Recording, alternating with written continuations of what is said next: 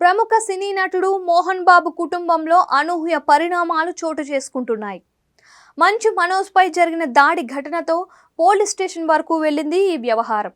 ఏకంగా కుమారుడిపైన మోహన్ బాబు పోలీసులకు ఫిర్యాదు చేయడం గమనార్హం.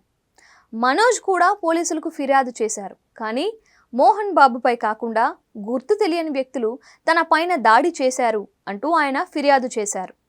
తన కుమారుడు మంచు మనోజ్, అతడి భార్య మౌనికపై మోహన్ బాబు రాచకొండ కమిషనర్కు ఫిర్యాదు చేశారు. తన ప్రాణానికి, ఆస్తులకు రక్షణ కల్పించాలని ఫిర్యాదులో ఆయన పోలీసులను కోరారు. అసాంఘిక శక్తులుగా మారిన కొందరి నుంచి రక్షణ కల్పించాలని తన ఫిర్యాదులో పేర్కొన్నారు. నేను జల్పల్లిలో 10 ఏళ్లుగా ఉంటున్నాను. 4 నెలల కిందట నా చిన్న కొడుకు ఇల్లు వదిలి వెళ్ళాడు. మనోజ్ కొందరు సంఘ వ్యతిరేకులతో కలిసి నా ఇంటి వద్ద కలవరం సృష్టించారు. మనోజ్ తన 7 నెలల కుమార్తెను ఇంటి పనిమనిషి సంరక్షణలో విడిచిపెట్టాడు. మాదాపూర్లోని నా కార్యాలయంలోకి 30 మంది వ్యక్తులు అక్రమంగా చొరపడి సిబ్బందిని బెదిరించారు.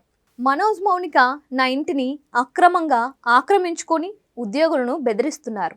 నా భద్రత, విలువైన వస్తువులు, ఆస్తుల విషయంలో భయపడుతున్నాను అని మోహన్ బాబు తెలిపారు.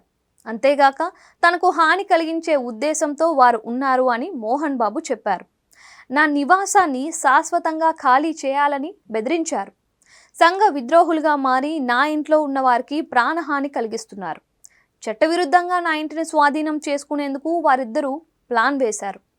నేను 70 ఏళ్లు దాటిన సీనియర్ సిటిజన్ని. మనోజ్, మౌనిక, అతడి అనుచరులపై చట్టపరమైన చర్యలు తీసుకోవాలి. నా భద్రత కోసం అదనపు సిబ్బందిని కేటాయించండి. నా ఇంట్లో ఎలాంటి భయం లేకుండా గడిపేందుకు రక్షణ కల్పించండి అని రాచకొండ సిపికి ఇచ్చిన ఫిర్యాదులో మోహన్ బాబు పేర్కొన్నారు.